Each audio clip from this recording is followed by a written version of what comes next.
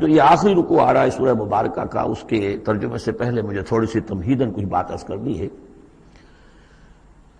یہ جو ایک دعوت رجوع القرآن کی ایک تحریک ہم نے شروع کی، اور الحمدللہ کہ میں اس میں اپنی زندگی کے لگ بھگ 35 برس اب صرف کر چکا ہوں، اور اسی کے پھر کوکھ سے تنظیم اسلامی اور تحریک خلافت نے جنم لیا ہے۔ اس دعوت رجوع القرآن کی جو بنیاد ہے اور جس کو کہ میں نے ذریعہ بنایا ہے قرآن مجید سے لوگوں کو متعارف کرانے کا، اور قرآن مجید کے ذریعے سے دین کے جامع تصور کو لوگوں کے سامنے پیش کرنے کا، اور قرآن مجید کے ذریعے سے دین کی طرف سے جو بنیادی فرائض ہم پر عائد ہوتے ہیں اس کا ایک جامع تصور دینے کا جو میں نے کام کیا ہے، اس کے لیے ذریعہ میں نے بنایا ہے ایک منتخب نصاب کو، مطالعہ قرآن حکیم کا منتخب نصاب۔ یہ جو منتخب نصاب ہے یہ تقریباً کل قرآن کے 1/15 حجم کے اندر یوں سمجھیے کہ 2 پاروں کے لگ بھگ ہے، مائنس پلس کم و بیش 2 پارے ہوں گے۔ تو اس میں ان آیات کو لیا گیا ہے کہ جن میں ایک تو یہ کہ دین کا جامع تصور بہت مختصر الفاظ میں سامنے آ جائے، اور جو فرائض دینی ہیں جس کا کہ ہم سے باز پرس ہونی ہے، جس کے بارے میں پوچھ گچھ ہونی ہے، تو اس کا صحیح تصور ہمیں معلوم ہے۔ نماز روزہ یہ تو فرض ہے، سب جانتے ہیں، اس کے علاوہ بھی کوئی چیز فرض ہے، کسی چیز کے بارے میں ہم مسئول ہیں، ذمہ داری ہماری ہے یا نہیں ہے۔ تو وہ جو منتخب نصاب ہے اس کے مختلف جو حصے ہیں، ہم کچھ حصوں سے گزرے ہیں، لیکن یہ میں آج سوچ رہا تھا کہ جیسے میں نے آپ کو بتایا تھا کہ حروف مقطعات کا معاملہ یہ ہے کہ 29 حروف ہیں یا 28 حروف ہیں عربی زبان کے الفابیٹس جو ہیں، شروع کے حصوں میں سے حروف میں سے بہت کم ہے جو حروف مقطعات میں آئے، اور آخری جو حصہ ہے اس کے تختی کے، اس کے بہت سے حروف ہیں، اکثر و بیشتر ہے کہ جو حروف مقطعات میں آئے۔ تو یہ پہلی مرتبہ میرا ذہن ادھر گیا ہے کہ ہمارے اس منتخب نصاب میں بھی یہ چیز کوئی میرے پیش نظر نہیں تھی کہ جان بوجھ کر ایسا کیا ہو۔ زیادہ حصے اسباق وہی ہیں کہ جو نصف ثانی سے متعلق ہیں، بلکہ قرآن مجید کے آخری حصے سے زیادہ جو ہیں وہ اس میں مقامات اور آیات اور رکوع یا صورتیں شامل ہوئی ہیں۔ لیکن اس وقت اس کا تعارف میں یہ کرا رہا ہوں کہ اس کا ایک بڑا مرکزی درس ہے کہ جو اگلی جو یہ رکوع آ رہا ہے جو 6 آیات پر مشتمل ہے، یہ اس کا بڑا مرکزی درس ہے۔ یہ جو میرا منتخب نصاب ہے اس کے 6 حصے ہیں۔ نقطہ آغاز ہے سورۃ العصر، والعصر ان الانسان لفی خسر الا الذین آمنوا وعملوا الصالحات وتواصوا بالحق وتواصوا بالصبر۔ مختصر ترین صورت، جامع ترین صورت۔ انسان کی نجات کے یہ 4 لوازم ہیں: ایمان، عمل صالح، تواصی بالحق، تواصی بالصبر۔ پھر 3 اور مقامات ہم نے اس میں ایسے ہی جامع مقامات جس میں یہ چاروں چیزیں تقریباً بیان ہوئی ہیں وہ شامل کر کے وہ پہلا حصہ ہو گیا۔ اس کا ایک درس ہم گزر چکے ہیں سورہ بقرہ میں، آیت البر، اس کا درس نمبر 2 ہے۔ لیس البر ان تولوا وجوہکم قبل المشرق والمغرب۔ نیکی جو تم نے سمجھی ہوئی ہے، کسی نے کسی شے کو نیکی سمجھا ہوا، کسی نے کسی کو نیکی سمجھا ہوا ہے۔ اصل نیکی کیا ہے، پوری نیکی کیا ہے، نیکی کی روح کیا ہے، جڑ بنیاد کیا ہے، نیکی کے مظاہر کیا ہیں، ان مظاہر میں پھر اقدمیت کس چیز کی ہے، اولیت کس شے کی ہے، ثانوی درجے میں کون سی ہے، پھر چوٹی کیا ہے، سمم بولم کیا ہے، سب سے اونچا جو مقام ہے، جو مقام مطلوب ہے وہ کیا ہے۔ اسی طریقے سے پھر اس کا دوسرا حصہ جو ہے اس منتخب نصاب کا، اس میں کچھ ایمان سے متعلق مباحث ہیں۔ ایمان کن چیزوں کا نام ہے، کیسے ایمان وجود میں آتا ہے، تو اس میں سورہ فاتحہ بھی ہے، وہ بھی ہم پڑھ چکے ہیں، اور پھر سورہ آل عمران کا جو آخری رکوع کی آیات ہیں، ان فی خلق السماوات والارض واختلاف اللیل والنہار یہ بھی جو ہے لآیات لأولی الالباب۔ پھر یہ کہ ایک اور سبق اس کا وہ ہے جو اگلی جو صورت آج ہی ہم پڑھیں گے انشاءاللہ، سورہ نور کا جو 5واں رکوع ہے وہ بھی اس کا ایک سبق ہے۔ آج کے ہمارے اس حصے میں اصل میں 3 اسباق آ رہے ہیں کہ جو اس منتخب نصاب کے، اسی لیے میں نے مناسب سمجھا کہ اس منتخب نصاب کا آپ سے تعارف کرا دوں۔ پھر یہ تیسرا حصہ اس کا جو ہے وہ اعمال صالحہ، عمل صالح کی تفصیل کیا ہے، انفرادی سطح پر کیا عمل ہونا چاہیے، اجتماعی سطح پر کیا ہونا چاہیے، معاشرتی سطح پہ کیسے ہونا چاہیے، ریاستی سطح پر کیا ہونا چاہیے۔ تو اس میں خاص طور پہ معاشرتی سطح سے متعلق وہ سورہ بنی اسرائیل کے 2 رکوع ہم پڑھ چکے ہیں جو 15ویں پارے میں آئے، سورہ بنی اسرائیل میں تیسرا اور چوتھا رکوع، جو میں نے عرض کیا تھا کہ یہ 10 کمانڈمنٹس جو ہیں تورات کے، ان کی یہ تعبیر ہے، قرآن مجید کی تشریح یہ ہے ان کی۔ تو اس طریقے سے یہ درس جو ہمارا وہ چلتا ہوا، پھر آخر تک اب جو حصے آئیں گے میں بر وقت آپ کو بتاتا جاؤں گا، لیکن یہ درس جو ہے یہ بھی در حقیقت اس کے تیسرے حصے کا آخری یا چوتھے حصے کا پہلا درس ہے، بالکل مرکزی جگہ، 3 حصے ادھر 3 حصے ادھر۔ یہ اس اعتبار سے جامع ترین مقام ہے قرآن کا کہ قرآن کی دعوت کو 2 حصوں میں تقسیم کر کے بیان کیا گیا۔ ایک قرآن کی دعوت عمومی ہے، ہر انسان، کل نوع بشر کے لیے، اس لیے کہ حضور کی بعثت تمام انسانوں کے لیے ہے، ہر انسان کسے باشد، چاہے شمال کا ہو، جنوب کا ہو، مشرق کا ہو، مغرب کا ہو، کالا ہو، گورا ہو، پیلا ہو، نیلا ہو، کوئی ہو، سب کے لیے کیا دعوت ہے قرآن کی؟ قرآن کیا کہتا ہے؟ کوئی ہے یا نہیں؟ پہلے درجے میں تو دعوت عمومی الی کافۃ الناس، دوسرے درجے میں دعوت خصوصی، یہ کن کے لیے ہے؟ جو ماننے کا اعلان کرے۔ پہلی دعوت دعوت ایمان ہے، مانو اللہ کو، مانو رسول کو، مانو آخرت کو، مانو بعث بعد الموت کو، مانو جنت کو، مانو دوزخ کو، یہ ہے عام۔ جو یہ مانتے ہی نہیں، اب ان سے کوئی اور کلام نہیں، ان سے ہم کیسے کہیں گے نماز پڑھو اور روزہ رکھو؟ وہ اللہ کو نہیں مانتے، قرآن کو نہیں مانتے، نبی کو نہیں مانتے۔ تو دعوت ایمان ہے دعوت عام قرآن مجید کی، اور پھر جو ایمان کا دعویٰ کریں اب ان سے خطاب ہے کہ اب جگر تھام کے بیٹھو، میری باری آئی، جب تم نے مان لیا ہے تو اب ماننے کا یہ تقاضا پورا کرنا پڑے گا، اب وہ دعوت عمل ہوگی، یہ کرو اور یہ کرو اور یہ کرو اور یہ کرو۔ تو دعوت ایمان یہاں پر، اور پھر دعوت عمل، ان کو علیحدہ علیحدہ سے جو ہے اللہ تعالیٰ نے ان 6 آیات کے اندر بیان کر دیا۔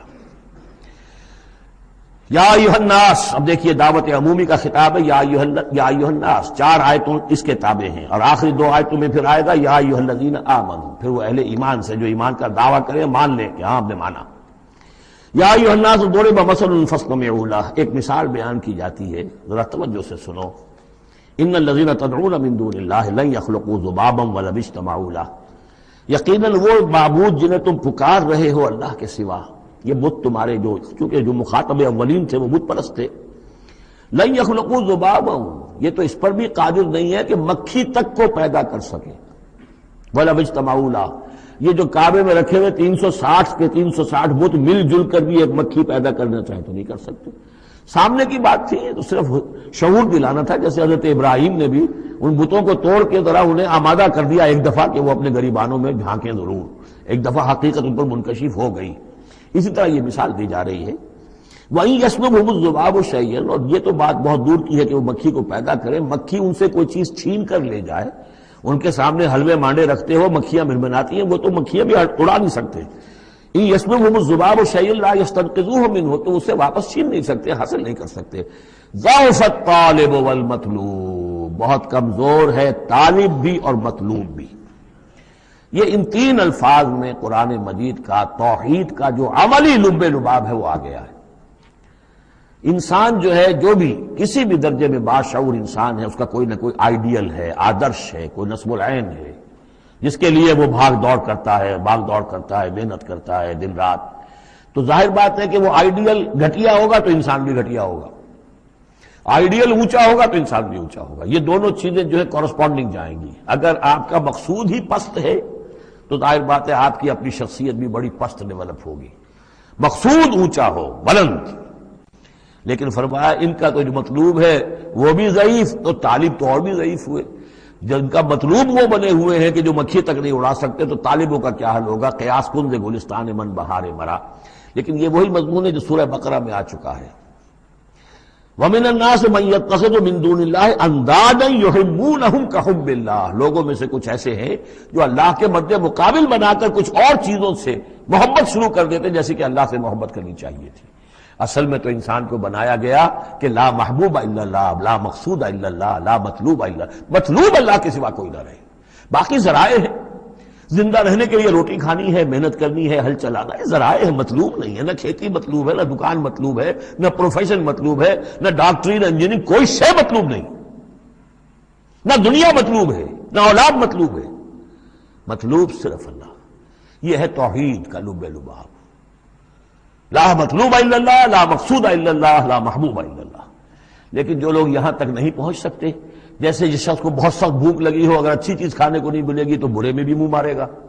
اگر ان کا ذہن وہاں تک نہیں پہنچا، اگر ان کے ذہن کی پستی کا یہ عالم ہے کہ اللہ کی معرفت حاصل نہیں کر سکے، اللہ ان کا محبوب اور مطلوب و مقصود اصلی نہ بن سکا، تو کسی اور کو اللہ کی جگہ رکھ کر اور وہ پوجنا شروع کر دیتے ہیں۔ کوئی آئیڈیلی ہے، کوئی وطن ہے، کوئی قوم ہے، اور کچھ نہیں تو میرا اپنا نفس ہے، اپنے ہی حسن کا دیوانہ بنا پھرتا ہوں، اپنے ہی حریم ذات کے گرد طواف ہو رہا ہے۔ تو ضعف الطالب والمطلوب ما قدر اللہ حق قدرہ، یہ اللہ کی قدر نہ کر سکے، اللہ کا اندازہ نہ کر سکے، معرفت حاصل نہ کر سکے اللہ کی، جیسے کہ اس کے معرفت کا حق تھا۔ اللہ کو پہچان لیتے تو کسی اور سے کاہے کو لو لگاتے؟ حسین ترین کو اگر دیکھ لیں گے تو کمتر کو کون پھر پوچھے گا؟ تو دیکھ نہیں پائے ہیں جلال خداوندی کا کوئی نقشہ ان کے سامنے، جلال و جمال و کمال خداوندی کی کوئی جھلک نہیں دیکھ پائے، لہذا وہ عاشق بنے پھر رہے دنیا کے عروس ہزار داماد کے۔ ما قدر اللہ حق قدرہ ان اللہ لقوی عزیز، یقینا اللہ تعالیٰ قوی ہے، توانا ہے، طاقت والا ہے اور زبردست ہے۔ اللہ یصطفی من الملائکۃ رسلا ومن الناس، دو آیتوں میں تو بات آ گئی توحید اور شرک کی، اب ایک آیت میں رسالت، اللہ چن لیتا ہے فرشتوں میں سے بھی اپنے پیغامبر اور انسانوں میں سے بھی۔ ان اللہ سمیع بصیر، اللہ سمیع اور بصیر ہے۔ ادھر سے چن لیا جبرائیل کو اور اپنی وحی دے دی، ادھر سے چن لیا محمد کو صلی اللہ علیہ وسلم اور جبریل سے کہا کہ محمد کو پہنچا دو، تاکہ محمد اپنے ابنائے نو کو، انسانوں کو لوگ پہنچا دیں۔ تو یہ گویا کہ دو لنکس ہیں، ایک فرشتہ رسول ملک اور ایک رسول بشر، جبرائیل اور محمد صلی اللہ علیہ وسلم۔ ان اللہ سمیع بصیر، اللہ تعالیٰ سب کو سننے والا اور دیکھنے والا ہے۔ یعلم ما بین ایدیہم وما خلفہم، وہ جانتا ہے جو کچھ کہ ان کے سامنے ہے، جو کچھ ان کے پیچھے ہے۔ وإلی اللہ ترجع الامور، اور پھر تمام معاملات اللہ ہی کی طرف لوٹا دیے جائیں گے۔ یہ آخرت آ گئی، توحید، رسالت، آخرت، یہ ہے ثلاثی، یہ امور ثلاثہ ہے جن پر ایمان کی دعوت، اور یہ دعوت ہے یا ایھا الناس، اے بنی نوع آدم، اے انسانوں۔ اب بات ہے دوسرے مرحلے پر، جنہوں نے کہا اچھا جی ہم نے مانا اللہ کو، مانا رسول کو، مانا ہم نے آخرت کو، بعث بعد الموت کو، ہم تسلیم کرتے ہیں انا للہ و انا الیہ راجعون۔ تو اب ہے عمل کا مرحلہ، یا ایھا الذین آمنوا، اے وہ لوگوں جو ایمان کا دعویٰ کر رہے ہو، اقرار کر رہے ہو۔ اب بات بدل گئی، اب دیکھیے فعل امر آ رہے ہیں، پہلے میں فعل امر کوئی تھا ہی نہیں، سوائے اس کے کہ ضرب مثلا فاستمعوا لہ، بس وہ ایک فعل امر آیا تھا، ذرا باتوجہ سے سنو، باقی کچھ نہیں، حقائق بیان کر دیے، توحید، رسالت، معاد۔ اب جو لوگ ان کو مانتے ہیں، یا ایھا الذین آمنوا ارکعوا واسجدوا واعبدوا ربکم وافعلوا الخیر لعلکم تفلحون، اے ایمان کے دعوے دارو، رکوع کرو، جھکو اللہ کے سامنے، واسجدوا، اور جھکو، پروسٹریٹ بیفور ہم، اس کے سامنے سر بسجود ہو جاؤ، واعبدوا ربکم، اور اپنے رب کی بندگی، مکمل بندگی، ٹوٹل بندگی، اس کی پرستش نہیں، بندگی بھی، زندگی آمد برائے بندگی، زندگی بے بندگی شرمندگی۔ وفعلوا الخیر، اور نیک کام کرو، بھلے کام کرو۔ اب بھلا کام کون سا رہ گیا؟ وعبدوا میں تو سب کچھ آ گیا، بھلا کام کیا ہے؟ عبادت میں تو جو اللہ نے حکم دیا وہ ہم نے کر دیا، ہم نے بندگی کا حق ادا کر دیا۔ اب فعل خیر کیا ہے؟ وہ یہ ہے کہ خدمت خلق میں اپنے آپ کو لگا دو، اور خدمت خلق صرف یہ نہیں ہے کہ بھوکے کو کھانا کھلا دیا جائے، یہ بھی خدمت خلق ہے۔ سب سے بڑی خدمت خلق کیا ہے؟ ان کی عاقبت سنوارنے کی کوشش کرو، یہ سموچے جہنم کے اندر جا رہے ہیں، گویا کہ دعوت، ان کو بچاؤ، ان لوگوں کو اس حقائق سے خود بھی جن سے کہ تم آشنا ہو گئے ہو، جو حقائق تم پر منکشف ہو گئے ہیں، ان سے انہیں بھی روشناس کرو تاکہ ان کی عاقبت سنور جائے، ان کی بھی زندگی درست ہو جائے۔ لعلکم تفلحون، یہ کرو گے تو فلاح پاؤ گے۔ بہت اہم نکتہ ہے یہ۔ ایمان کے دعوے دارو، یہ نہ سمجھ بیٹھو بس ایمان لے آئے تو بس فلاح ہی فلاح ہے، کامیابی ہو گئی بس، نہیں، یہ شہادت گاہ الفت میں قدم رکھنا ہے، یہ تو ابھی قدم رکھا ہے آپ نے، اب یہ کرو اور یہ کرو اور یہ کرو اور یہ کرو تاکہ فلاح پاؤ۔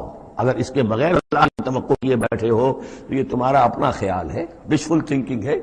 تلک امانیکم قل ہاتوا برہانکم ان کنتم صادقین، یہ تو پھر تمہاری اپنے من گھڑت خیالات ہیں۔